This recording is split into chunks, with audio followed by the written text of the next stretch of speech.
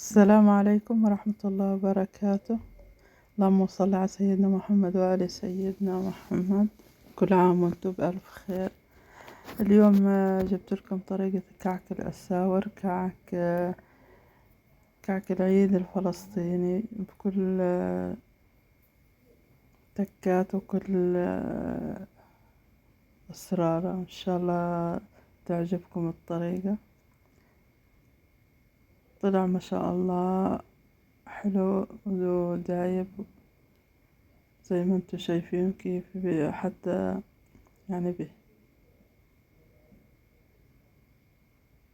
شوف كيف بدوب دوب.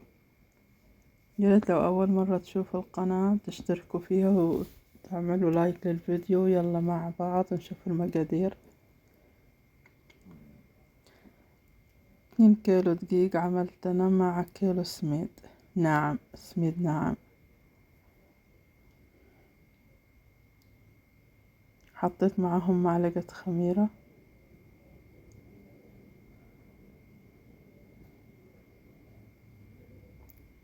معلقتين كبار حليب بودرة، دقة الكعك. دقة الكعك عبارة عن ينسون وشومر وسمسم وينسون محمصات طبعا. معلقتين سكر بودرة، وما بننسى معلقة صغيرة محلب مطحون. كده بتعرفوا المحلب. طبعا 2 كيلو دقيق وكيلو سميد 3 كيلو. بدهم كيلو سمنة سايحة، بس سايحة مش سخنة، يعني دافية بتكون. حركتهم شوية وحطيت عليهم السمنة.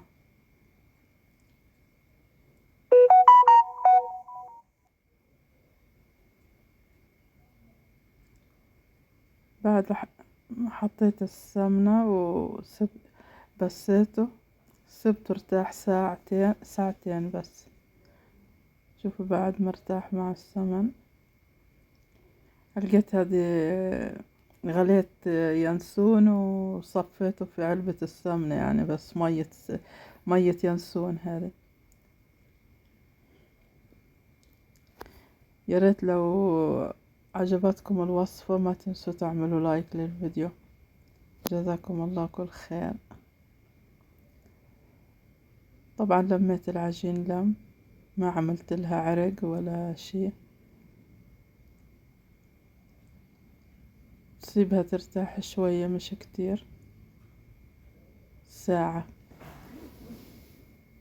شوفي لما بنعرف العجينة كويسة لما بنلفها في الإيد ما بتشقق، بتلم. سبتها ترتاح وخدنا التمر المطحون. خدت أنا التمر المطحون، حطيت له معلقتين سمنة، شوية على راس المعلقة محلب، وحطيت معلقة دقة الكعك، ومعلقتين سمسم والحبة السمرة، الحبة السوداء، وعجنتهم. بعد لما عجنتهم لفيتهم عملتهم أصابع عشان إيش نبدأ الشغل فيهم زي هيك زي ما انتوا شايفين. ناخد بالقطعة العجينة بنفتح. حطيت فيها تمر،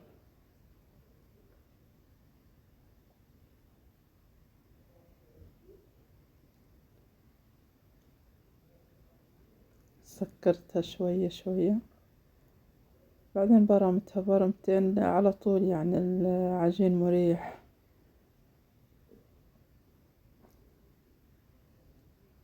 بقعد ألف لما أكمل الكمية.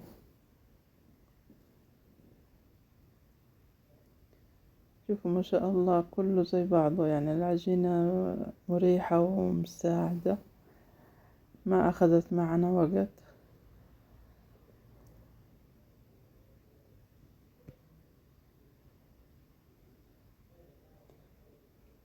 جربوها وقولوا لي ايش رأيكم. ان شاء الله تعجبكم الوصفة، وان شاء الله كل عام وانتم بخير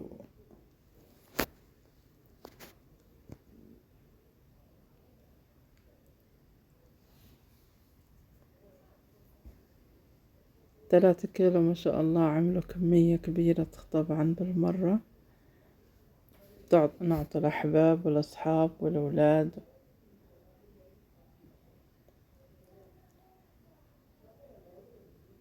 ريحتها ما شاء الله، لو تشم الريحة وتذوق الطعم. يا ريت اللي يجربها يكتب لي في التعليق كيف كانت مع الوصفة. سهلة ومريحة على فكرة. الناس بتخاف تعمل الكعك، لكن هو سهل جدا. ما شاء الله 3 كيلو عملوا جبل كعك. إن شاء الله صحتين وعافية للي جرب. كل عام طيبين يا رب.